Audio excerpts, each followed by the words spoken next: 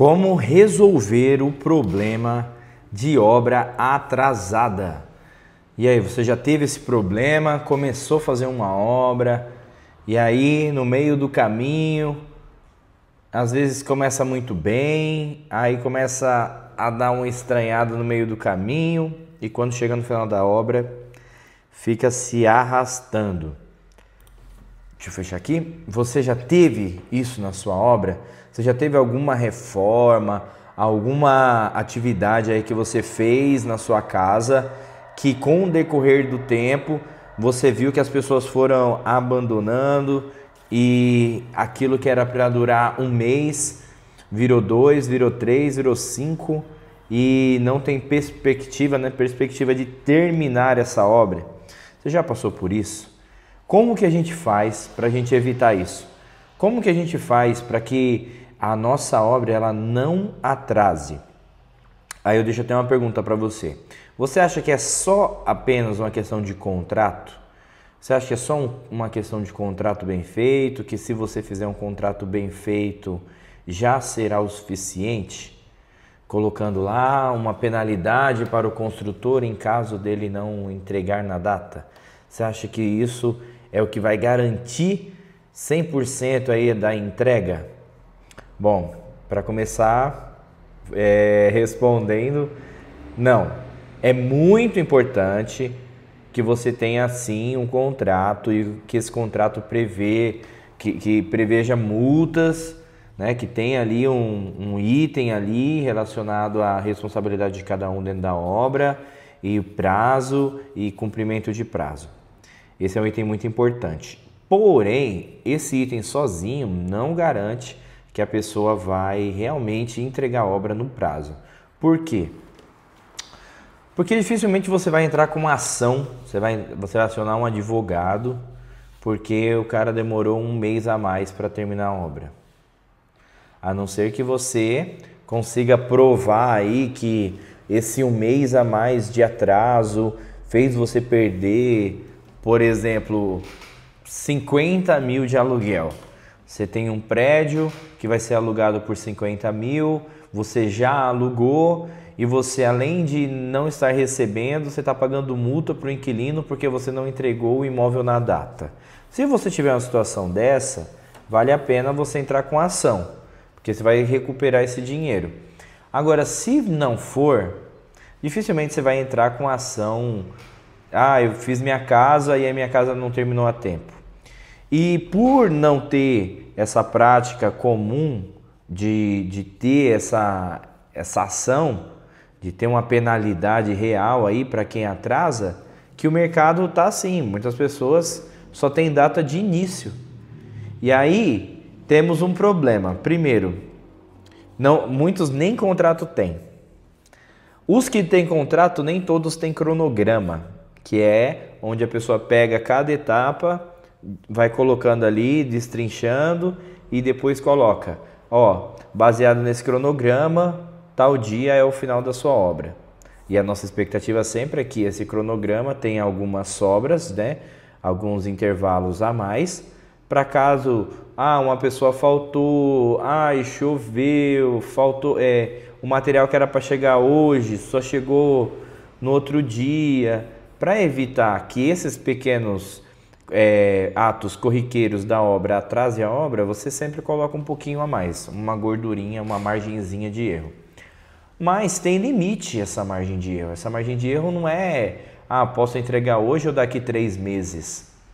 Entende? Então tem uma margem de erro que é importante que você saiba e que esteja em contrato e que esteja no cronograma, mas também não é isso que segura, só o cronograma. Por quê?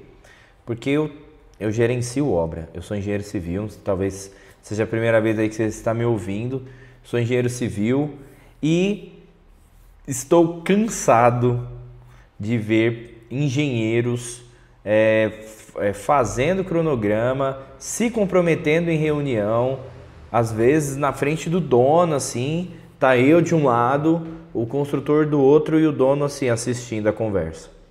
E aí você fala assim, cara, você realmente acha que você vai conseguir entregar essa obra em fevereiro? Não, eu vou entregar. Se brincar, eu entrego até em janeiro. Aí você olha assim e fala, cara, pelo ritmo que essa obra tá, pela forma como ele tá lidando com as coisas, certamente essa obra vai lá para julho. Não, pode deixar. Fevereiro te entrego. Aí chega em fevereiro, o que acontece? A obra tá lá, quase do mesmo jeito, sem perspectiva de término. E aí você fala assim, eu não te avisei que não dava para terminar tudo até fevereiro? Não, é porque é muita coisa. Não, é que agora eu tô com uma certa dificuldade com relação à mão de obra.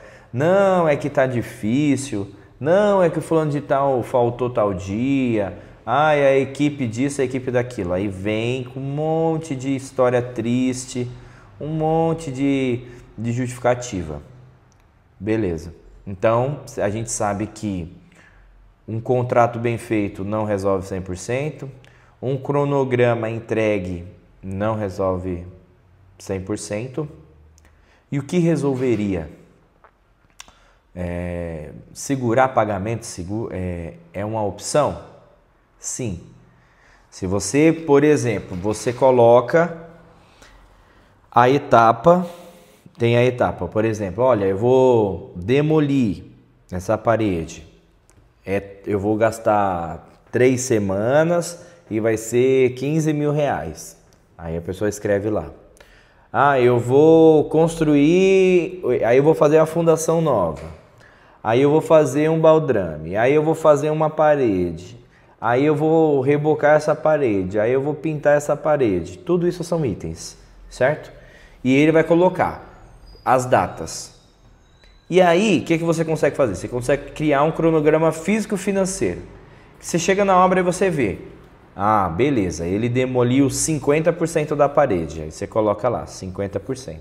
Se ele for pedir algum tipo de pagamento para você, fala, hoje é sexta-feira, né, patrão? Você não consegue fazer um Pix pra gente?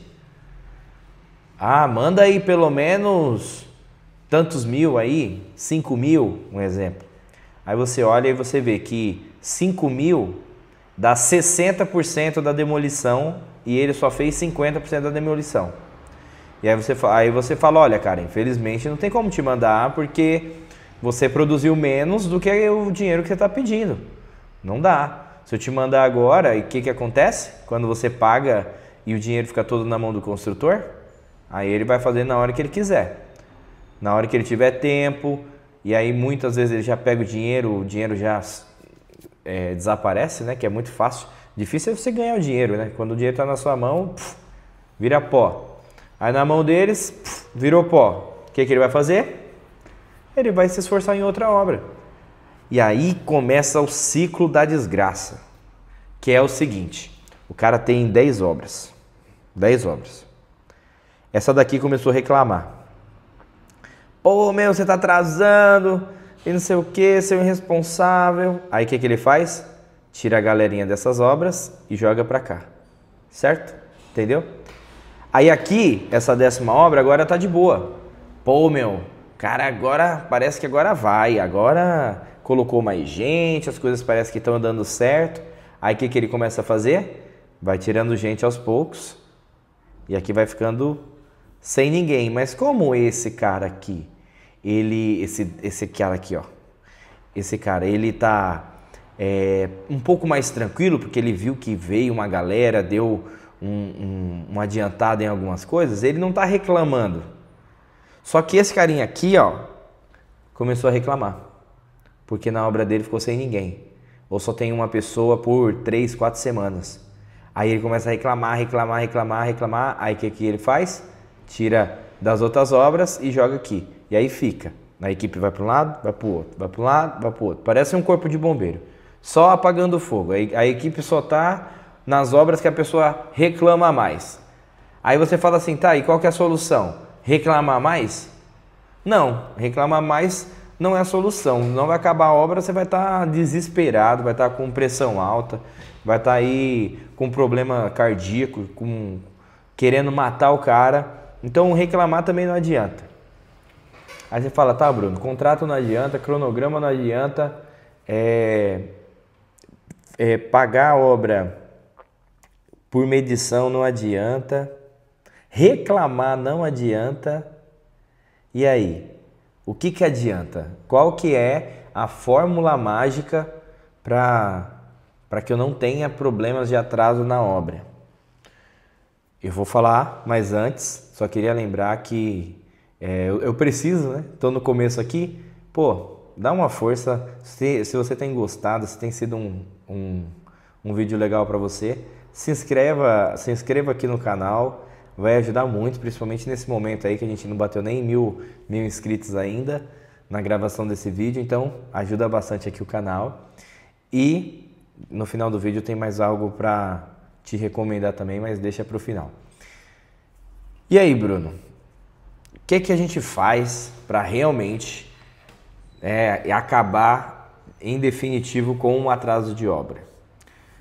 Vamos lá.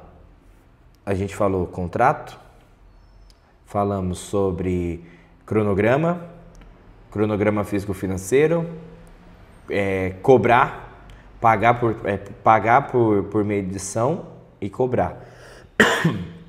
O que vai funcionar é o seguinte: o que vai funcionar é um bom contrato, com o anexo dentro do contrato, o cronograma bem detalhado, com o marco físico-financeiro, mostrando ali quanto é o valor de cada etapa e qual vai ser a forma de pagamento de cada etapa. Só que até aqui tem um detalhe: sempre deixa pelo menos uns 10% para você pagar no final. Então, a pessoa tem 100 mil para receber, deixa 10 mil no caixa, que ela só vai receber se ela fez a obra certinho, tá? E se também não atrasou. Só que tem um porém, porque às vezes pode ser um atraso por questões climáticas, essas coisas que você pode prever no contrato e adicionar um valor, mas dependendo da situação, é um atraso por falta de material. Às vezes o atraso por falta de material porque o dono, você aí, mudou, não entregou o material necessário. Então você não pode culpar o atraso do construtor se você não entregou o material necessário, certo? O certo é o certo. A gente não está querendo colocar ninguém acima de ninguém. A gente só quer que a obra aconteça da forma correta. Então, se você atrasou 10 dias, você não pode contar 10 dias de atraso. Então, no caso, se ele atrasou 30, você vai tirar 10, porque 10 é responsabilidade sua. Então, ele atrasou 20. Beleza. Outra coisa que atrasa muito a obra, que é culpa do dono. Mudança de projeto. Ai, agora desisti. Ai, tô pensando melhor, eu acho que esse banheiro ficou pequeno. Ai, pensando melhor, esse quarto ficou grande. Ai, pensando melhor, eu quero a televisão na outra parede.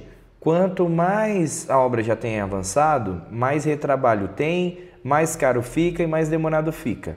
Então, no contrato tem que prever tanto a parte do construtor quanto a sua parte. Que se você mudou projeto ou atrasou material, isso não pode cair em cima do construtor. Beleza?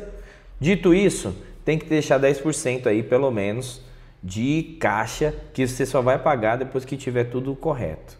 Em geral, sempre acontece esse pagamento. O outro ponto, é muito importante que você, que muitas vezes não tem essa experiência de gerenciar a obra, você até sabe mais ou menos, mas você não tem aquele domínio completo, que você contrate uma empresa para gerenciar a sua obra. Eu aqui faço esse tipo de serviço, por exemplo, eu vou 2 vezes na obra, mas eu também ajudo na hora de comprar material, na hora de fiscalizar, porque não é só uma questão de finalizar a etapa, a etapa tem que estar com uma ótima qualidade. O tema da qualidade até agora nem tinha entrado na conversa. Então não basta você colocar o piso, você tem que colocar o piso da forma bem feita, não dá para deixar um monte de piso oco, rejunte uns 2 milímetros, outro 1 milímetro. Não, tem que estar tudo padrão. Então essa fiscalização é necessária. Então vamos lá, fazer um bom contrato, ter um bom cronograma físico-financeiro, ter no contrato esses itens que podem acontecer, de de dias perdidos que não é culpa da equipe, ter 10% para pagar no final, reclamar se estiver atrasando, ter reuniões semanais não, porque acaba ficando muito. Pelo menos uma vez por mês, dependendo do porte da obra, é necessário. E se você vê que está muito ruim, aí joga uma reunião quinzenal, que aí ele quinzenalmente vai ter que prestar conta. Tá, e essa semana você fez o quê? E a próxima semana você quer fazer o quê? E não sei o quê, entendeu? E tem que ficar em cima pressionando, porque senão, se você não tiver contrato, não tiver cronograma, você fala, Bruno, tá tudo uma bagunça a minha obra, contratei o cara, já paguei mais do que devia, a obra não está no prazo que a gente combinou, saiu muito do orçamento que a gente combinou, não está na qualidade que a gente combinou. Bom, realmente é um problema mesmo. Às vezes você já está começando a se reunir com o cara quase todo dia e não está resolvendo. E para você que está nesse problema já, que já aconteceu, que você está no meio, hoje você está com esse problema, o que dá para você fazer? Faça uma reunião, não uma reunião lá na porta da obra com os peão vendo. Chama o engenheiro, o construtor, empreiteiro, quem fechou com você. Chama outra pessoa para te ajudar, caso você não seja a pessoa para fazer isso. Faça uma ata de reunião, coloca metas para ele. Ah, você vai entregar? Vou. Que dia? É tal dia, tal dia, tal dia. Se comprometa. Assine aqui. Você está falando que você vai entregar em tantos dias? Assine. Por quê? Porque aí, sim. Aí você pode deixar bem claro. Meu amigo, é o seguinte. Dependendo da situação, né? Às vezes já ficou tão ruim que você já pagou tudo e ele não terminou. Meu amigo, é o seguinte. Ó, aqui, ó, você tem um atestado. Você está se comprometendo a entregar nessa data. Você está escrito aqui que você tem ciência que todo o material que você precisa está na obra, que não falta nada de material. Você está ciente aqui, ó, que vai ter tantos dias para caso de chuva ou alguma coisa extra, ou o cara faltou, o fulano de tal morreu, o pai do pedreiro morreu, sei lá. Então tá aqui. E tá aqui a sua assinatura. Se você não me entregar, eu vou na justiça com esse papel, que é praticamente uma carta uma declaração aqui sua de confessando que você está errado. Combinado? Então tem que subir o tom e trazer para o âmbito jurídico. Às vezes, meu amigo, nem isso é o suficiente. Às vezes a situação já está tão ruim, né? Errou tanto na questão de contratar alguém, que aí, tipo, nem a ameaça de acionamento na justiça vai ser o suficiente. Aí não tem muito o que fazer, aí é tentar ir administrando, meio que assumir que não tem mais o que fazer, se você já está no meio, e tentar conter o mal pior, que seria ele ir embora, e aí você não tem nem a obra e se você for contratar outra pessoa, você vai ter que pagar tudo do zero. O que poderia fazer também. Você também pode falar, olha, eu vou te mandar embora e todo centavo que eu gastar com uma mão de obra, como eu já te paguei tudo, eu vou entrar no processo e você vai pagar essa mão de obra. Você concorda comigo que era para você ter feito e você que não fez? Então eu vou colocar aqui que você está ciente. Se você fizer isso, certamente vai pressionar ainda mais ele. E aí, dependendo da situação, não tem jeito. Aí tem que entrar na justiça mesmo e fazer todo o trâmite. Mas no geral, esse seria tipo o último caso, né? Agora, você não quer ter atraso na sua obra? Contrate um bom gestor de obra, um bom escritório de gerenciamento de obra e peça, né? Eu mesmo aqui faço relatórios semanais, toda semana eu entrego um relatório mostrando qual foi o andamento da obra, se andou muito, se andou pouco, comparando com o cronograma, tem atraso, quais são os dias de atraso. Quando o engenheiro manda a medição, eu dou o meu parecer antes de passar para o dono, eu falo, cara, tá coerente, o que ele está pedindo aqui tá tudo certo, pode efetuar o pagamento tranquilo. E às vezes eu falo, olha, eu não pagaria porque ele está atrasando nisso. Ou pelo menos vamos conversar com ele antes, vamos entender um pouco antes de pagar. Se no próximo mantiver, segura pagamento. E aí você vai usando dessas armas. Segurar pagamento, reclamar, cobrar. Às vezes, a cobrança verbal já não está sendo suficiente, chama para uma reunião. Às vezes a reunião não está suficiente, manda assinar documento de termos, se responsabilizando. E aí vai escalando, entendeu? Porque a gente está tratando com pessoas. Pessoas são complicadas. Se você clicou nesse vídeo é porque você sabe que pessoas são complicadas. Então existem esses mecanismos que você consegue ir se defendendo. Se você tiver um bom planejamento desde o começo, com um cronograma bonitinho, um contrato bem detalhado, quanto mais desses itens que eu falei você tiver, mais resguardado você fica e menos exposto. Na obra que eu estou agora, o empreiteiro, ele está atrasado. Ele atrasou. Aí fala, pô Bruno, mas ele está te pagando o gerenciamento e a obra atrasou? O gerenciamento tá para ir mitigando o atraso. Se a gente não tivesse lá, certamente que o atraso tinha explodido ainda mais. Então, durante o processo, quando a gente foi identificando que poderia atrasar, a gente já notificou por e-mail, já tivemos reuniões. Então, existe um atraso que foi gerado também pelo dono, porque ele teve uma modificação lá, ele adicionou um andar lá. Então, existem responsabilidades dos dois lados nesse sentido. Mas quando é com relação ao tudo que tinha a ver com a execução da obra, foi passado para o dono. Ah, o dono vai entrar com ação ou não? Já é uma estratégia do dono. Pode ser que por afinidade, por não querer entrar na ação, ah não, vamos administrando assim mesmo. Isso pode acontecer. Eu sou o gerenciador da obra, eu não sou o dono da obra, eu não tomo todas as decisões, certo? Então existem responsabilidades do dono, do gestor e do executor, certo? Então o que cabe nós como gerentes? Estar protegendo ao máximo o dono. Se o dono fala assim, tá tudo bem, eu vou pagar essa medição para ele, a gente vai zerar o caixa que a gente tem de segurança, mas tá tudo bem, eu quero pagar. O que eu aqui posso fazer? Não posso fazer nada, certo? O dinheiro é do cara, a obra é dele, se ele quiser pagar até 100%, até a obra adiantada ele pode, mas a gente aqui está como um conselheiro, um consultor, então a gente não vai dar essa direção, combinado? E como eu te falei, no finalzinho teria algo diferente para você aí que gostaria de começar a fazer uma renda extra, caso você já tenha um trabalho, ou começar a fazer os primeiros trabalhos na engenharia.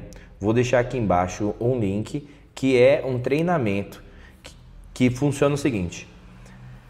A pessoa vai receber um apartamento novo, comprou na planta. Antes de receber, tem uma vistoria chamada vistoria de recebimento das chaves. Toda construtora tem que fazer, é um documento que toda incorporadora tem que ter. Nessa vistoria, o cliente chega na obra e vai dar uma olhada, ver se tudo que foi contratado, o padrão da qualidade, o tamanho dos cômodos, se a construção foi bem feita. O que acontece? Assim como quando você vai comprar um carro, eu não sei muita coisa de mecânica não. Então se eu for comprar um carro, o que eu vou fazer? Vou chamar meu amigo que é mecânico para ir comigo. Vou pagar lá uma diária dele lá, ele vai comigo. É basicamente a mesma coisa, só que para engenharia. A pessoa não sabe o que verificar. Então você vai e faz essa vistoria.